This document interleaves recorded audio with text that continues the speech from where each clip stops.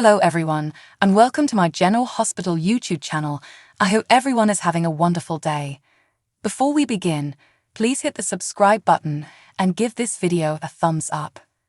Today on General Hospital, Martin dumps Lucy for the second time, Tracy realizes Gregory is making her soft, and Michael offers Dex a new position. Tracy acknowledges to Martin in Metro Court that she is to blame for his and Lucy's breakup.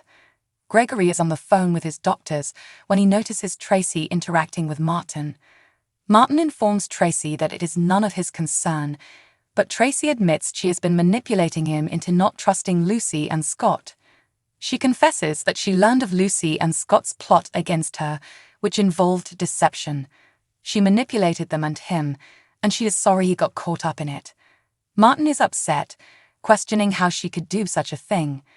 Tracy argues that now that he knows the truth, he can either punish her or try to reclaim Lucy.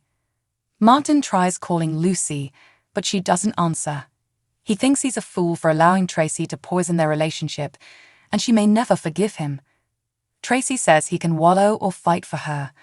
Martin claims she has already helped him and obtained her desired outcome. However, she has ruined his relationship with Lucy, so why confess now? Tracy glances at Gregory and asks, why indeed? Lucy breaks away from Scott's kiss in the deception studio and inquires as to what it was. He says it's what they've always wanted, and they collapse to the floor. They make love in a hay as part of the photo shoot setting. Lucy can't believe she did it. Scott calls it great, but Lucy labels it a disaster. Lucy can't believe she's here again with him. Scott claims they are both single and didn't do anything illegal. Nonetheless, Lucy claims she had sex with him shortly after Martin broke up with her, and she is not proud of it. Scott claims it wasn't planned, and Lucy admits she was emotional, devastated, and hurt. She explains that he was present, and it felt familiar. Scott advises Lucy to be honest with herself and with him. He says the spark they shared years ago is still present, so why resist it? Lucy claims their history proves otherwise. She sobs about how many times they have cheated on others, conspired, deceived, and failed to make whatever they were doing work. Scott responds, maybe because right now is their time. Lucy acknowledges that she feels close to him and is more authentic with him than with anybody else. Scott tells her not to resist it. Martin suddenly comes in on them. Lucy asks Martin what he's doing here. He claims he is plainly interrupting and can imagine why Scott is here. Lucy scolds him, saying he has no say in what she does because he dumped her. He explains that it was only 15 minutes ago, and he came here to tell her he was mistaken, that Tracy Quartermain was to blame for their difficulties. He tells her about Tracy's plan to turn the tables on both of their plots, but it appears Tracy wasn't entirely wrong. He claims Lucy has grown closer to Scott, and they are slipping apart. Lucy screams, claiming that he knows her and that what occurred here was an error. Martin claims his mistake was coming here to plead for her forgiveness. Lucy feels she can make things right, and she adores him. Martin also loves her, which makes this so heartbreaking, and he isn't sure he ever wants to see her again. Lucy cries after Martin goes out, saying he couldn't bear to look at her. Scott adds, so what? She deserves better than Martin. Lucy claims Martin is correct, and she is a terrible person for ending up in Scott's arms the moment he broke up with her. Scott tries to speak with her, but she yells at him to leave, so he does. Gregory returns to the Metro Court and apologizes for the delay in his call to Tracy in the bar. He inquires if they are still scheduled for supper. She replies they aren't because she has lost her appetite. He claims she and Martin were having an enthusiastic conversation, and he will listen if she wants to discuss a matter with Martin. Tracy sobs, saying she doesn't have an issue with Martin, but with him. She claims his companionship is altering her, and she does not like it. She has softened, she gives up in feuds, and she helps individuals she doesn't like. Tracy comments, being around you is making me nice. He wonders if that is that horrible.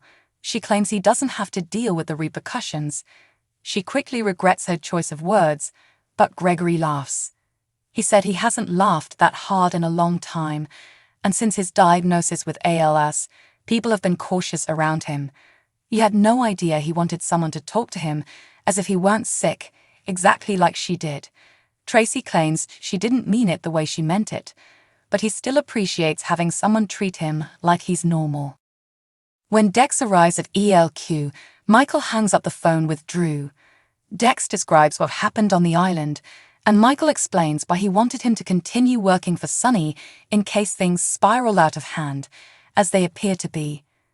Dex claims Sonny is unaware of his presence, and he is still digesting all that has happened since Spencer's death and the shooting.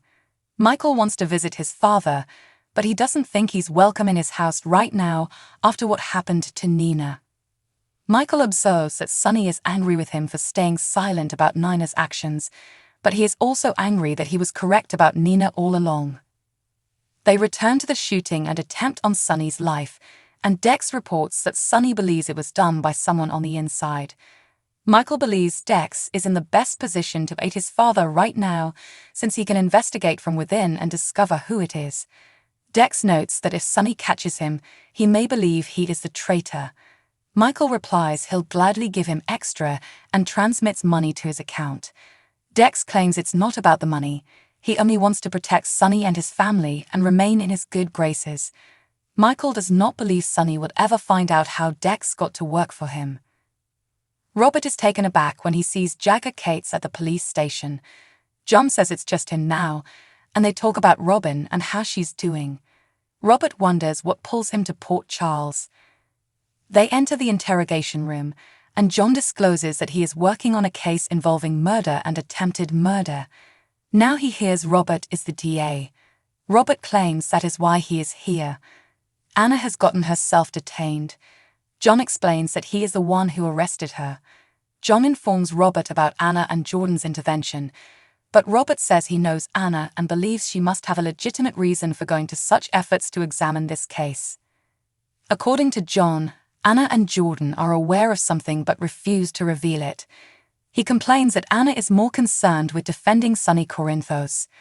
Robert tells him not to get started on Sonny, but as the district attorney, he wants John to dismiss the accusations. John can't believe he thinks anyone is above the law. Robert doesn't, but Anna is his child's mother, and he will always support her. Robert promises that if he drops the charges, Anna will divulge all she knows. Anna and Jordan are placed in a holding cell, and Jordan believes they should simply tell John everything they know. Anna insists they can't if they want to continue investigating, and she hopes their friends will help them. Dante shows up and asks, "You mean like me?" He wants to know what's going on. Anna tells how they became entangled in a federal probe that traces back to his father. She fills him in, and Dante wishes they'd come to him. Jordan claims they didn't want him involved, and they were on the verge of discovering who shot Curtis when the FBI showed up. Anna claims they did acquire one piece of information. The feds are investigating a string of homicides committed with these stolen guns, and they are all linked in some way. Dante informs them that there was another attempt on Sonny's life the previous day.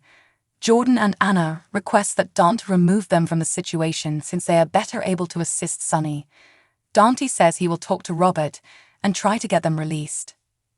Back at the station, John offers to dismiss the accusations against Anna and Jordan if Robert keeps them in line. Robert admits he'll owe him one. John laughs, saying he never imagined that the DA would ask him for a favor. Robert believes he should be proud of the guy he has become. Dante interrupts and says he spoke with Anna and Jordan. Robert claims the FBI has agreed to drop the accusations.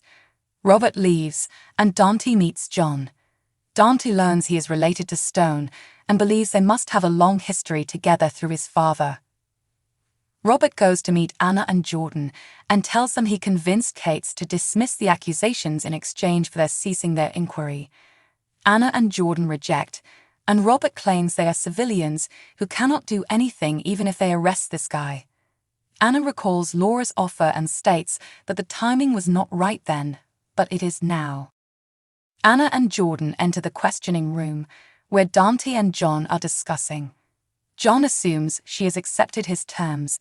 She insists she hasn't and will continue to investigate as the new police commissioner.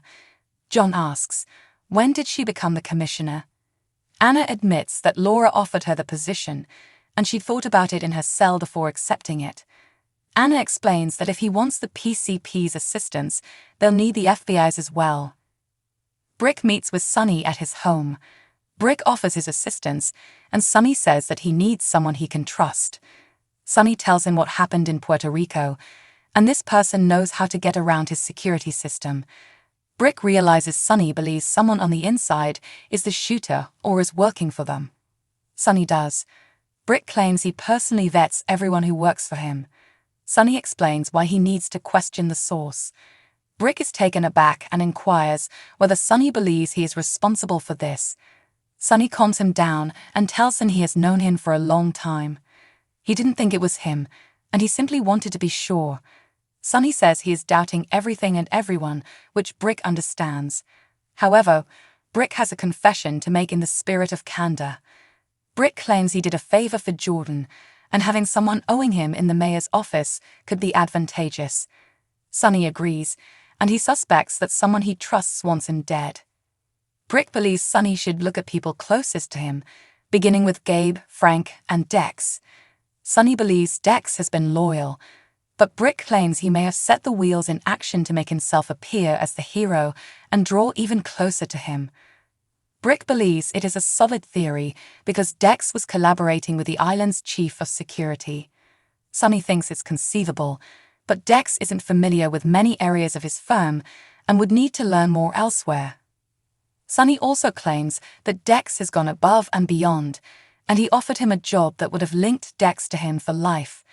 Sonny observes that Dex nearly went forward with it, but he stopped him. Brick speculates that Dex may have done so to further convince him of his loyalty. Sonny relents and asks Brick to investigate into Dex. Brick hopes he's mistaken, but he rarely is. He'll figure out whether Dex is hiding anything. Brick asks Sonny what he will do to Dex if he isn't loyal. Sonny threatens to make him beg for death. Thanks for watching. If you like this video, so please don't forget to subscribe my channel and don't miss any update.